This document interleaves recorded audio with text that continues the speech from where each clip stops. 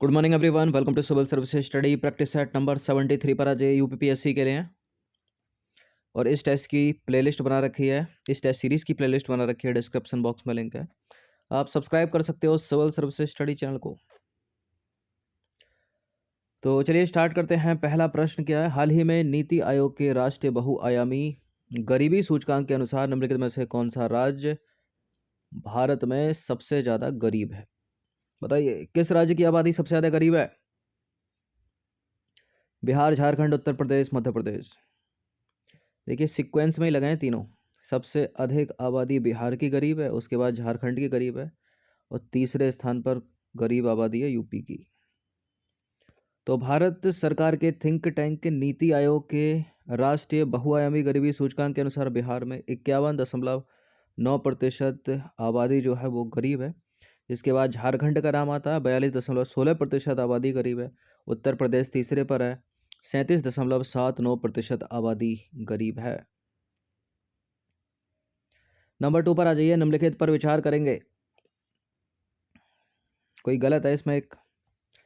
भारतीय रेलवे को green railway बनाने का लक्ष्य 2030 तक, 450 गीगावाट अक्षय ऊर्जा प्राप्त करने का लक्ष्य 2030 तक, भारत को टीबी मुक्त देश बनाने का लक्ष्य 2025 तक, और भारतीय अर्थव्यवस्था को 5 ट्रिलियन डॉलर इकोनॉमी बनाने का लक्ष्य 2030 तक।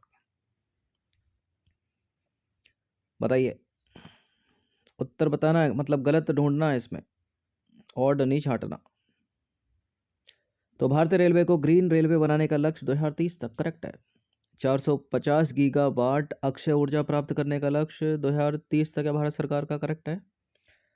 भारत को टीबी मुक्त देश बनाने का लक्ष्य 2025 तक, ये भी सही है। भारतीय अर्थव्यवस्था को 5 ट्रिलियन डॉलर इकोनॉमी बनाने का लक्ष्य 2024-25 तक है, 30 बहुत लेट है। तो भारतीय अर्थव्यवस्था को 5 ट्रिलियन डॉलर इकोनॉमी बनाने का लक्ष्य कब तक है? वर्ष 2024-25 तक, यानी आने वाले 3 से 4 वर्षों में। क्वेश्चन नंबर 3 पर आ जाइए। प्रायः समाचारों में रहने वाला द रेजिस्टेंस फ्रंट क्या है? क्या है द रेजिस्टेंस फ्रंट? कश्मीर का मिलिटेंट आतंकवादी संगठन है ये। तो द रेजिस्टेंस फ्रंट कश्मीर का मिलिटेंट आतंकवादी संगठन है। सीधे सीधे इसका नाम याद रखिएगा। इस तरह के जो न्यूज़ में रहते हैं सीधे सीधे एग्जाम में पूछ लेते हैं उठाकर। नंबर 4 पर आ जाइए। किसान सभा एप्लीकेशन से रिलेटेड 2 स्टेटमेंट है यहाँ पर। देखिए, इस एप्लीकेशन को कृषि सहयोग विभाग द्वारा शुरू किया गया है, और इस एप्लीकेशन का उद्देश्य किसानों को समय पर लॉजिस्टिक सहायता प्रदान करना है। बताइए, पहला वाला गलत है, दूसरा वाला करेक्ट है। ठीक है, बी है इसका आंसर। क्योंकि केंद्रीय सड़क अनुसंधान संस्थान नई दिल्ली ने किसानों को आपूर्ति श्रृंखला और माल परिवहन प्रबंधन प्रणाली से जोड़ने के लिए किसान सभा ऐप को विकसित किया है। ठीक है, न कि कृषि सहयोग विभाग ने। नंबर 5 पर आ जाइए। कभी कभी समाचारों में रहने वाला पिनंगा अंडमानसिस क्या है ये? पिनंगा अंडमानसिस क्या है? एक प्रकार की छिपकली, केले का एक प्रकार, ताड़ के वृक्ष की एक प्रजाति, या इनमें से कोई नहीं? ताड़ के वृक्ष की एक प्रजाति है ये।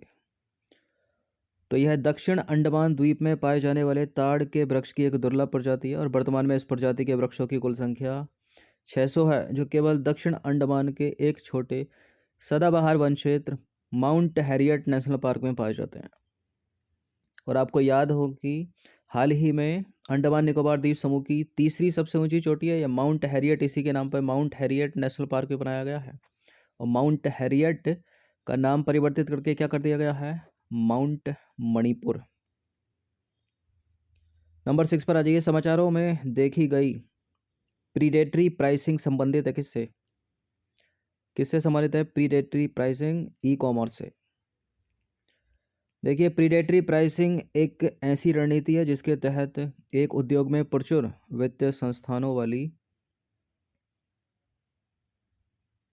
वित्तीय संसाधनों वाली, ठीक है, एक बड़ी फर्म निम्नतर स्तरों पर अपने वस्तुओं या सेवाओं की कीमतें तय करती है, ताकि कोई भी प्रतिद्वंदी इसका मुकाबला ना कर सके। और भारत में एक अधिनियम पारित हुआ था वर्ष 2002 में, प्रतिस्पर्धा अधिनियम। यह अधिनियम मूलभूत नियमों को निर्धारित करता है और यह प्रीडेटरी प्राइसिंग का निर्धारण करता है। नंबर 7 पर आ जाइए। निम्नलिखित में से कौन सा बंदरगाह या पोर्ट भारत का पहला ट्रांसशिपमेंट हब है? कौन सा है ये? कोचीन, कांडला, विशाखापत्तनम या न्यू मंगलोर? यह है कोचीन बंदरगाह। अब पूछा जाए ये बंदरगाह है कहाँ कहाँ पर, तो कोचीन केरल में, कांडला गुजरात में, विशाखापत्तनम आंध्र प्रदेश में और न्यू मंगलोर कर्नाटक। तो भारत का पहला ट्रांसशिपमेंट हब है केरल का कोचीन बंदरगाह। ठीक है, कोचीन जो है केरल के कोच्चि में, एर्नाकुलम डिस्ट्रिक्ट में है ये। फरजादवी गैस फील्ड निम्नलिखित में से कहाँ स्थित है? फरजादवी गैस फील्ड कहाँ पर है? लाल सागर में, फारस की खाड़ी में, दस्त ए लुट रेगिस्तान में या दस्त ए काबिल रेगिस्तान में? देखिए यह है ईरान में। फरजाद बी गैस फील्ड फारस की खाड़ी में है। ठीक है, ईरान में, यानी पहला वाला करेक्ट है। कूर्मा एप्लीकेशन के संबंध में विचार करना है। इस एप्लीकेशन को वन्य जीव अपराध नियंत्रण ब्यूरो द्वारा विकसित किया गया है और यह जो एप्लीकेशन है उसका लक्ष्य कछुओं का संरक्षण करना है। कूर्मा, बिल्कुल कछुओं का संरक्षण करना है कूर्मा एप्लीकेशन का लक्ष्य, लेकिन पहला वाला गलत है। वन्य जीव अपराध नियंत्रण ब्यूरो द्वारा इसको नहीं विकसित किया गया है, बल्कि इसको विकसित किया गया है भारतीय कछुआ संरक्षण एक्शन नेटवर्क द्वारा। तो कूर्मा एप्लीकेशन कछुआ संरक्षण के लिए एक मोबाइल आधारित एप्लीकेशन है। दूसरा वाला करेक्ट है, पहला गलत है, क्योंकि इस ऐप को कछुआ उत्तरजीविता alliance India, world life conservation society India के सहयोग से भारतीय कछुआ संरक्षण एक्शन नेटवर्क द्वारा विकसित किया गया है। तो पहला वाला स्टेटमेंट गलत है। 10वां प्रश्न है, समाचारों में देखे जाने वाला एक पद है, उसका नाम है instruments in support of trade exchange. किससे संबंधित है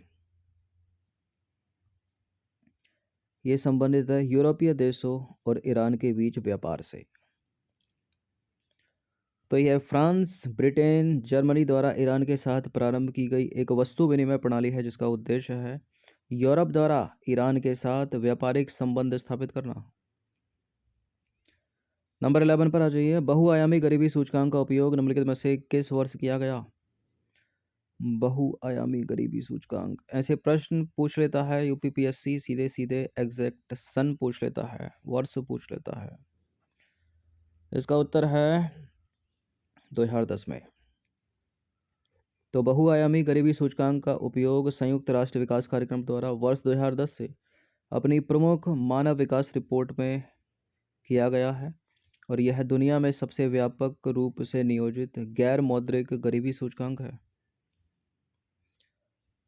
12वां प्रश्न है, हाल ही में कोलकाता की दुर्गा पूजा को मानवता की अमूर्त सांस्कृतिक विरासत की यूनेस्को की प्रतिनिधि सूची में अंकित किया गया है। और दूसरा स्टेटमेंट है, मानवता के यूनेस्को की अमूर्त सांस्कृतिक विरासत के रूप में मान्यता प्राप्त करने वाला यह एशिया का पहला त्यौहार है क्या? कलकत्ता की दुर्गा पूजा को बिल्कुल हाल ही में यूनेस्को की अमूर्त सांस्कृतिक विरासत की प्रतिनिधि सूची में अंकित किया गया है और न केवल भारत बल्कि एशिया का ये पहला त्यौहार है जो यूनेस्को की अमूर्त सांस्कृतिक विरासत सूची में जिसको मान्यता मिली है। ये दोनों के दोनों स्टेटमेंट करेक्ट हैं, सी है इसका आंसर। नंबर 13 पर आ जाइए। निम्नलिखित कथनों पर विचार करेंगे, दो स्टेटमेंट के साथ बताइए कौन सा करेक्ट है।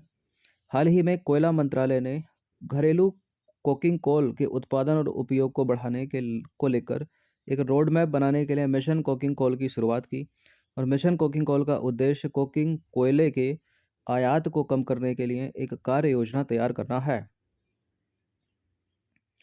बिल्कुल ये करेक्ट है, दोनों के दोनों स्टेटमेंट। तो देखिए, मिशन कोकिंग कोल को शुरू करने का उद्देश्य कोकिंग कोयले के आयात को कम करने के लिए एक कार्य योजना तैयार करना है और इस कार्य योजना में अन्वेषण, उत्पादन में बढ़ोतरी, नई प्रौद्योगिकियों को अपनाना, निजी क्षेत्र के विकास के लिए कोकिंग कोल ब्लॉकों का आवंटन करना, नई कोकिंग कोल वॉशरीज की स्थापना, उन्नत अनुसंधान और विकास गतिविधियों और गुणवत्ता मानकों में सुधार करना शामिल है।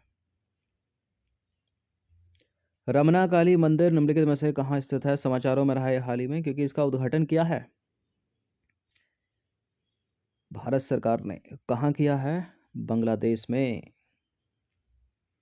तो हाल ही में भारत के राष्ट्रपति ने बांग्लादेश की राजधानी ढाका में पुनर्निर्मित रमना काली मंदिर का उद्घाटन किया। देखिए, यह मंदिर जो है ऑपरेशन सर्चलाइट के दौरान 27 मई 1971 को पाकिस्तानी सेना ने नष्ट कर दिया था, ठीक है, तथा पुजारी और भक्तों सहित 85 हिंदुओं की हत्या कर दी थी। और वर्ष 2017 के तत्कालीन भारतीय विदेश मंत्री की बांग्लादेश यात्रा के दौरान इस मंदिर परिसर के पुनर्निर्माण की घोषणा की गई थी। और भारत सरकार ने आज 21-22 में अपनी घोषणा जो है वो पूरी कर दी है, इसका उद्घाटन कर दिया है।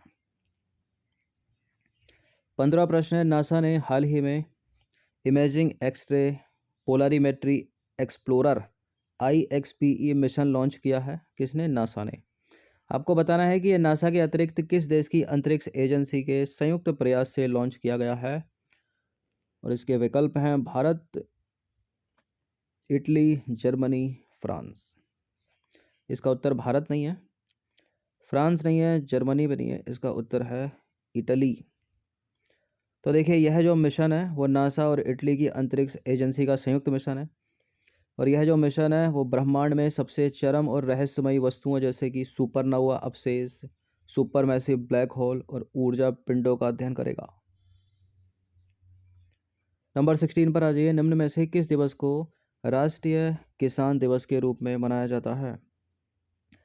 1 दिसंबर तो नहीं है, विश्व एड्स दिवस मनाया जाता है इस दिन। क्या क्रिसमस डे तो नहीं है राष्ट्रीय किसान दिवस? नहीं। देखिए, चौधरी चरण सिंह जी का बर्थडे है, मतलब 23 दिसंबर को इनकी जयंती मनाई जाती है, तो बी है इसका आंसर। तो भारत के पूर्व प्रधानमंत्री चौधरी चरण सिंह की जयंती को देश भर में राष्ट्रीय किसान दिवस के रूप में मनाया जाता है। नंबर 17 पर आ जाइए। निष्ठा कार्यक्रम निष्ठा के संदर्भ में निम्नलिखित कथनों पर विचार करेंगे। इस कार्यक्रम का उद्देश्य छात्रों के सीखने के परिणामों में सुधार करना है। और इस कार्यक्रम को सबसे पहले आंध्र प्रदेश में ऑनलाइन मोड में शुरू किया गया था, जिसको अब अपना रही है सेंट्रल गवर्नमेंट। बिल्कुल ये करेक्ट है, दोनों के दोनों स्टेटमेंट। और इस प्रश्न का उत्तर है सी। देखिए, निष्ठा का यहाँ पूर्ण रूप है, मतलब एक फुल फॉर्म है। निष्ठा का मतलब है national initiative for school heads and teachers holistic advancement योजना। तो निष्ठा योजना जो है केंद्र सरकार द्वारा शुरू की गई राष्ट्रीय पहल है। सरकार ने स्कूलों में पढ़ा रहे शिक्षकों को एक खास प्रशिक्षण देने की बात कही है। और इस योजना के शुरुआती चरण में 1ली से 8वीं कक्षा तक के बच्चों को पढ़ाने वाले करीब 42 लाख शिक्षकों को शामिल किया गया है, ठीक है। और इस कार्यक्रम को पहली बार ऑनलाइन मोड में आंध्र प्रदेश राज्य में शुरू किया गया था। और हाल ही में, मतलब कुछ समय पहले, दिल्ली के मुख्यमंत्री अरविंद केजरीवाल ने भी यही काम किया है, ठीक है। वो अपने शिक्षकों को पढ़ाने के लिए जो अपने उनके गवर्नमेंट स्कूल के टीचर हैं उनको बाहर भेजती है, सिंगापुर भेजती है प्रशिक्षण के लिए। क्वेश्चन नंबर 18 पर आ जाइए। 8 प्रमुख उद्योगों का सूचकांक निम्नलिखित में से किसके द्वारा जारी किया जाता है? केंद्रीय सांख्यिकी कार्यालय इसका उत्तर नहीं है, भारी उद्योग विभाग नहीं है, औद्योगिक उत्पादन विभाग नहीं है, इसका उत्तर है वाणिज्य एवं उद्योग मंत्रालय के आर्थिक सलाहकार का कार्यालय, डी। तो 8 प्रमुख उद्योगों का सूचकांक भारत सरकार के वाणिज्य एवं उद्योग मंत्रालय के अंतर्गत उद्योग समर्थन और आंतरिक व्यापार विभाग के आर्थिक सलाहकार कार्यालय द्वारा संकलित और जारी किया जाता है। नंबर 19 पर आ जाइए। संपदा योजना का नाम बदलकर प्रधानमंत्री किसान संपदा योजना कब कर दिया गया? बताइए। देखिए, संपदा कि प्रधानमंत्री किसान संपदा योजना, संपदा 17 इस तरह पहले भी बताया होगा रिलेट करके पढ़ने के लिए। तो वर्ष 2017 में किया था, ठीक है। और इससे पहले 1 साल कम कर दीजिए, 16 की ये योजना हो गई। तो संपदा 17 याद रखिए, ठीक है। यही पूछेगा, ये तो नहीं पूछेगा मैच करने के लिए। तो संपदा योजना की शुरुआत हुई थी वर्ष 2016 में, और वर्ष 2017 में यानी अगले ही वर्ष संपदा योजना का नाम बदलकर प्रधानमंत्री किसान संपदा योजना कर दिया गया। यह एक केंद्रीय क्षेत्र की योजना है, यानी सेंट्रल सेक्टर स्कीम है ये। नंबर 20 पर आ जाइए। कभी कभी समाचारों में उल्लेखित पद सेरेबस किससे संबंधित है? सेरेबस बिग डेटा से, बिटकॉइन से, दुर्भावनापूर्ण सॉफ्टवेयर या इनमें से कोई नहीं? दुर्भावनापूर्ण सॉफ्टवेयर से। ठीक है, एक ट्रोजन है ये जो वित्तीय डेटा चुराता है, जैसे कि क्रेडिट कार्ड के नंबर वगैरह रीड कर लेना। तो केंद्रीय अन्वेषण ब्यूरो ने सभी राज्यों और केंद्र शासित प्रदेशों को सेरेबस नामक दुर्भावनापूर्ण सॉफ्टवेयर के संबंध में चेतावनी जारी की है। देखिए, यह एक बैंकिंग ट्रोजन है जिसका उपयोग मुख्य रूप से वित्तीय डेटा जैसे कि क्रेडिट कार्ड नंबर आदि की चोरी के लिए किया जाता है। क्रेडिट कार्ड हो गए, डेबिट कार्ड हो गए, इंटरनेट बैंकिंग के पासवर्ड हो गए। ट्रोजन वायरस इनका बहुत पहले मतलब कई बार चर्चा की है टेस्ट में। तो 20 प्रश्न थे ये, इनकी प्रैक्टिस एक बार कर लीजिएगा। जितने भी स्टूडेंट यूके पीएससी वाले हैं वो साथ साथ प्रैक्टिस करते रहिएगा। धन्यवाद।